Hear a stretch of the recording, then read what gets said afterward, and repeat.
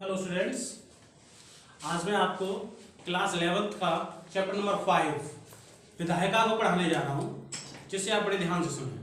ठीक है, chapter number 5 विधायिका यानी कानून बनाने वाली संस्था को विधायिका कहते हैं। कानून बनाने वाली संस्था को क्या कहते हैं? विधायिका कहते हैं। इसे व्यवस्थापिका भी कहा जाता है। इसे व्यवस्थापिका भी कहा जाता है। यानी जो विधायिका है वो सब लोगों की सम्मति से चुने गए व्यक्तियों के आधार पर कानून बनाती है। क्या बनाती है? कानून बनाती है। और उसमें ऐसा माना जाता है कि उस कानून में पूरी जनता की क्या है, उसमें इच्छा है। यानी जनता की इच्छा के आधार पर ही विधायिका कानून का निर्माण करती है, क्योंकि उसमें चुने गए जो भी विधायक होते हैं, चुने गए जो भी प्रतिनिधि होते हैं, वो सीधे तौर पर जनता के द्वारा चुने जाते हैं। ठीक है, इसे व्यवस्थापिका भी कहा जाता है।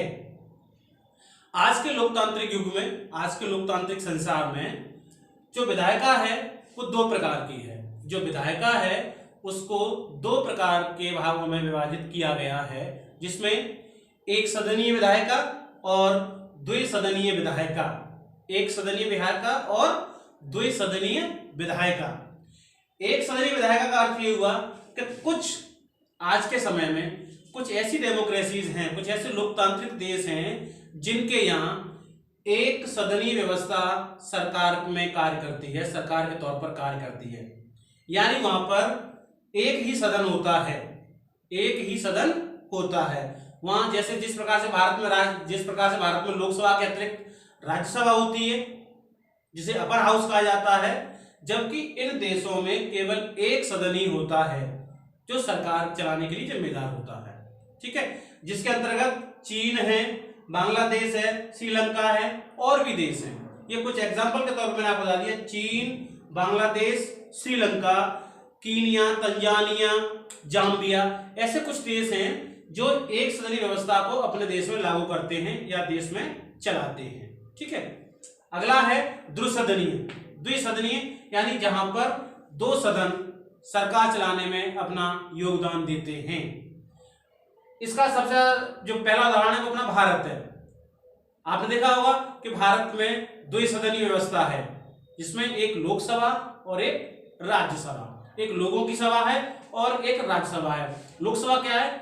जहां पर लोगों के प्रत्यक्ष चुनाव के बाद वहां पर हमारे प्रतिनिधि चुनकर जाते हैं, जिसे हम लोकसभा कहते हैं। और जहां अप्रत्यक्ष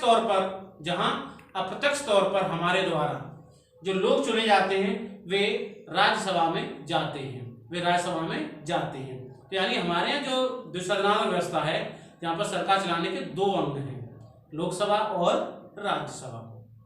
इसके अलावा ब्राजील है, ऑस्ट्रेलिया है, ये ऐसे कुछ बड़े लोकतांत्रिक देश हैं जहां पर डुअल सिस्टम या जो द्विसदनात्मक है वो कार्य करता है। ठीक है, वो कार्य करता है। आगे देखेंगे आप द्विसदनात्मक, क्योंकि देखिए आज की मॉडर्न डेमोक्रेसी में जो मॉडर्न डेमोक्रेसी है उसमें कुछ ही देशों को छोड़कर ज्यादातर देशों में द्विसदन काम करता है। ज्यादातर देशों में द्विसदन व्यवस्था कार्य करती है। अब आगे हम पॉइंट में देखेंगे कि आखिर द्विसदनात्मक जो व्यवस्था है, जो शासन करने का तरीका है, उसके क्या क्या गुण है, उसके क्या क्या अवगुण है, इसमें हमें थोड़ा सा बात करनी पड़ेगी या आपको सही तरीके से समझना पड़ेगा। ठीक है, जैसे देखिए कुछ गुणों की हम बात कर लेते हैं। उसमें पहला गुण है कि जो द्विसदनात्मक व्यवस्था है, जो डुअल हाउस सिस्टम है, वो कहीं ना कहीं चुनी गई सरकार को अलोकतांत्रिक होने से और तानाशाही होने से उस पर रोक लगाती है।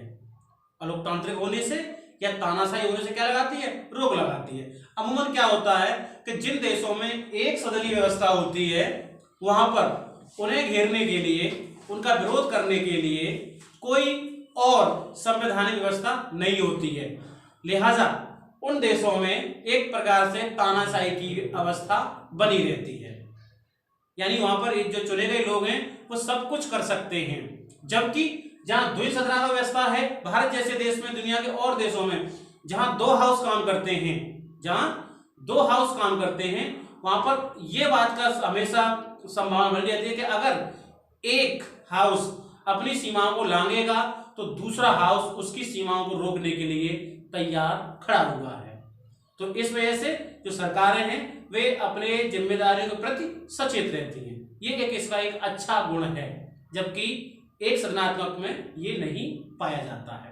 एक देख लीजिएगा कि जो द्विसदनात्मक व्यवस्था है, जो डुअल सिस्टम है, इसमें कानून बनाने को लेकर ज्यादा जल्दबाजी नहीं हो सकती, क्योंकि भारत जैसे देश में जब एक कानून बनाया जाता है तो उसको सबसे पहले लोकसभा में लाया जाता है। क्यों लोकसभा में क्यों लाया जाता है? उसकी वजह है कि जनता ने जो लोकसभा के मेंबर्स हैं उनको प्रत्यक्ष तौर पर चुना है, तो उनकी पहला अधिकार है कि जो भी नियम बनाए जाएं वो पहले लोकसभा के द्वारा बनाए जाएं। लेकिन इसमें होता क्या है कि कभी ऐसा ना हो कि लोकसभा में किसी राजनीतिवश, किसी कारणवश, किसी स्वार्थवश अगर एक नियम को जल्दी से लागू कर दिया जाता है तो उसके लिए हमारे देश में उस नियम को राज्यसभा में भी भेजा जाने क्या है, एक प्रावधान है। तो इस बात की पूरी संभावना रहती है कि अगर लोकसभा के द्वारा किसी नियम को जल्दी लागू कर दिया गया है तो उस पर पुनः विचार के लिए राज्यसभा उस पर विचार करती है, और अगर उसमें कुछ तथ्य ऐसे पाए जाते हैं जो लोगों के लिए सही नहीं है तो उसको वो उसे हटाने के लिए लोकसभा से कह सकती है। उससे क्या होता है कि जो जल्दबाजी में कानून बना उस पर रोक लग जाती है और उस कानून को पुनः सोच समझकर फिर से जनता के लिए लागू किया जाता है। अगला हो सकता है कि जो द्विसदनात्मक व्यवस्था है वो लोकतांत्रिक गुणों के अनुसार चलती है, वो लोकतांत्रिक गुणों के अनुसार चलती है, क्योंकि लोकतंत्र में जनता सर्वोपरि है। लोकतंत्र में क्या है? जनता सर्वोपरि है, और प्रत्यक्ष या अप्रत्यक्ष जनता के द्वारा चुने गए लोग ही लोकसभा में और राज्यसभा में अपनी शिरकत करते हैं। तो ये एक लोकतंत्र क्या है, ये व्यवस्था क्या है, लोकतंत्र के अनुकूल है। लोकतंत्र क्या है? अनुकूल है। इसके अलावा जो निम्न सदन, जैसे आपने देखा कि अपने देश में निम्न सदन का भी बहुत ज्यादा योगदान है। निम्न सदन का बहुत ज्यादा क्या है? योगदान है। निम्न सदन समझिए आप, भारत में जो उच्च सदन है जो कभी भंग नहीं हो सकता उसे हम राज्यसभा कहते हैं, और भारत में जो निम्न सदन है जो सीधे तौर पर लोगों के द्वारा चुना जाता है उसे हम लोकसभा कहते हैं, उसे हम लोकसभा कहते हैं। ठीक है, क्योंकि इस समय लोकतांत्रिक युग में लोकसभा पर ज्यादा कार्यों की जिम्मेदारी होती है। क्यों? कि वो सीधे तौर पर जनता के द्वारा चुने हुए नुमाइंदे उसमें शिरकत करते हैं, इसलिए इस बात का उत्तरदायित्व लोकसभा पर ज्यादा आता है, जिसे भारत में निम्न सदन कहते हैं। ठीक है, इसके अलावा जो द्विसदनात्मक व्यवस्था है उसमें सभी जो विशिष्ट वर्ग हैं, जो सभी विशिष्ट वर्ग हैं उनका विशेष ध्यान रखा जाता है, उनका विशेष ध्यान रखा जाता है। एग्जाम्पल के तौर पे आप देखेंगे कि जैसे भारत में लोकसभा और राज्यसभा, आपने देखा होगा कि भारत में कुल 545 लोकसभा संसदीय क्षेत्र होते हैं, जिनमें अधिकतम 552 है, लेकिन चुनाव कितने का होता है? 543 का।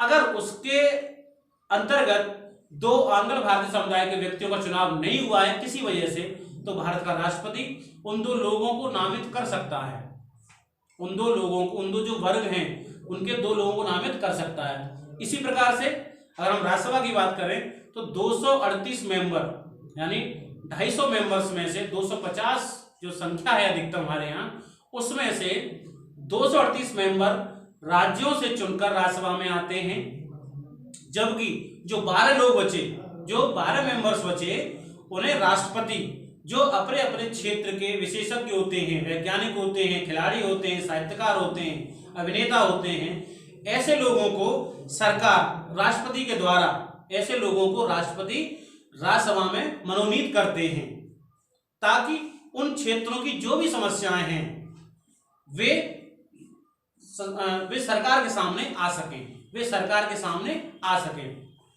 और कोई भी ऐसा वर्ग जो अछूता ना रहे, वर्ग कोई भी अछूता ना रहे। इसलिए हम कह सकते हैं कि जो द्विसदन व्यवस्था है वो बहुत सही है, वो बहुत सही है। लेकिन निरंतर आधुनिक युग में निरंतर उसमें जो भी प्रयास हैं वो लगातार किए जाते रहने चाहिए। एक पॉइंट और है कि संघात्मक व्यवस्था में द्विसदनात्मक व्यवस्था बहुत जरूरी है, या बहुत अनिवार्य है। पहले बता दूं आपको कि संघात्मक होती क्या है। संघात्मक होती क्या है, देखिए जहां पर सत्ता की जो बंटवारा है, जो सत्ता का जो बंटवारा है वो विभिन्न इकाइयों के बीच काम करता है, विभिन्न इकाइयों के बीच कार्य करता है, उसे संघीय व्यवस्था कहा जाता है, उसे संघीय व्यवस्था कहा जाता है। भारत एक संघीय व्यवस्था वाला देश है जहां पर केंद्र सरकार और राज्य सरकार अपने अपने क्षेत्रों में कानून बनाने के लिए क्या हैं, स्वतंत्र हैं। यानी केंद्र के अपने अलग नियम हैं, राज्य के अपने अलग अधिकार हैं। और कोई भी संस्था, चाहे केंद्र सरकार हो या राज्य सरकार हो, वो ज्यादातर अमूमन एक दूसरे के कार्यों में, एक दूसरे के शक्तियों के बंटवारे में हस्तक्षेप नहीं कर सकती। ठीक है, तो इसलिए हम कह सकते हैं कि द्विसदनात्मक व्यवस्था में बहुत सारे गुण हैं, लेकिन समय के साथ इनमें सुधार की गुंजाइश हमेशा बनी रहती है। कुल मिला के द्विसदनात्मक व्यवस्था बहुत अच्छी है। अब दूसरा पॉइंट है आपका, द्विसदनात्मक व्यवस्था के या शासन के कुछ दोष होते हैं, कुछ भाई अवगुण, जब गुण है तो कुछ उसमें अवगुण भी होंगे। यानी कि आधुनिक लोकतंत्र में आज दुनिया के बहुत सारे देश द्विसदनात्मक व्यवस्था को फॉलो कर रहे हैं, अपना रहे हैं, लागू कर रहे हैं। लेकिन गुण होने के साथ साथ इसमें कुछ, हम इसे पूर्णतः दोष मुक्त नहीं कह सकते। इसमें कुछ ऐसे दोष हैं जो कहीं ना कहीं इसकी अनावश्यकता को, या जो इसकी आवश्यकता है उसको कहीं ना कहीं गलत ठहराते हैं कि इसकी आवश्यकता नहीं है, या ये एक अनावश्यक अंग है। कुछ पॉइंट्स हैं, जैसे कि पहला पॉइंट है संप्रभुता की धारणा के विपरीत। संप्रभुता की धारणा के विपरीत, जैसा कि मैंने आपको बताया कि लोकसभा संप्रभुता की परिचायक है, क्योंकि वहां पर जनता के द्वारा सीधे चुने गए लोग प्रतिनिधित्व करते हैं, जबकि राज्यसभा में ऐसा नहीं होता है। जनता लोकसभा के मेंबर्स को, सांसद को सीधे प्रत्यक्ष तौर पर चुनती है, जबकि राज्यसभा के चुने हुए मेंबर जनता के अप्रत्यक्ष चुनाव पर निर्भर होते हैं। लिहाजा उसमें जो द्वितीय सदन है, जैसे हम राज्यसभा कहते हैं, उसमें सही तरीके से जो जनता की इच्छा है उसका कहीं ना कहीं अभाव दिखाई देता है, क्योंकि उसका चुनाव हमारे द्वारा चुने गए प्रतिनिधियों के द्वारा किया जाता है, जो कभी कभी ये लगता है कि संभवतः वे अपने राजनीतिक फायदे के लिए, अपने राजनीतिक सौदे के लिए इस काम को अंजाम देते हैं। तो ये कहीं ना कहीं माना जाता है कि इस तरीके की व्यवस्था में द्विसदनात्मक जो व्यवस्था है उसकी जो दूसरा जो धड़ा है उसकी कोई आवश्यकता नहीं है, उसकी कोई दूसरी आवश्यकता नहीं है। अच्छा, उसमें क्या है, दूसरा पॉइंट है जैसे उत्तरदायित्व का विभाजन। इसका अंतर क्या है कि जब जनता के द्वारा सीधे तौर पर लोकसभा में चुनाव हो रहा है, जनता सीधे तौर पर अपने नुमाइंदों को चुन रही है, फिर भी कुछ शक्तियां अप्रत्यक्ष तौर पर चुने गए लोगों के हाथों में चली जाती हैं। इससे कहीं ना कहीं जो उत्तरदायित्व है उसका विभाजन हो जाता है, जो जिम्मेदारियां हैं उसका क्या हो जाता है, विभाजन होना लाजमी है या स्वाभाविक है। इसके अलावा ये जो सदन है वो आम आदमी के लिए ना होकर, इस सदन पर यह आरोप लगाया जाता है कि यह एक आम आदमी के लिए ना होकर ये कुछ चुनिंदा लोगों के हाथ की कठपुतली बन जाता है, जो ज्यादातर धनी वर्ग के होते हैं। अमूमन भारत जैसी राजनीति में ये देखने को मिलता है कि जो नेता लोकसभा में किसी वजह से हार जाते हैं, वे अपने आप को बचाने के लिए, अपनी आप की राजनीति को बनाए रखने के लिए, अपना वर्चस्व बनाए रखने के लिए किसी पार्टी के सहयोग से, धनबल से, सत्ता के बल से राज्यसभा का दामन थाम लेते हैं और वो निरंतर राजनीति में बने रहते हैं। जबकि राज्यसभा में बैठा हुआ जो भी मेंबर है, जो भी सांसद है, वो जनता के द्वारा सीधे तौर पर नहीं चुना जाता है। तो मान लिया जाए कि द्विसदनात्मक व्यवस्था के तहत जो राज्यसभा है उसका खास रोल नहीं है। ये एक प्रकार की धारणा है और ये कहीं ना कहीं ये संभावित दिखाई भी देती है। इसके अलावा इसमें गतिरोध की संभावना बढ़ जाती है। कभी कभी क्या होता है देश में कि लोकसभा में किसी पार्टी का बहुमत है, राज्यसभा में किसी पार्टी का बहुमत है और वे दोनों ही पार्टियां एक दूसरे के धुर विरोधी हैं। तो जब किसी नियम को जो लोकसभा में पास हो गया, भाई भारत में अमूमन क्या होता है, एक नियम जो लोकसभा में पास होता है उसको कंसेंट के लिए, उसको पुनर्विचार के लिए हम राज्यसभा में भेजते हैं, वहां से वो पारित होकर आता है, तब वो देश में नियम लागू हो जाता है, कुछ विधेयकों को छोड़कर।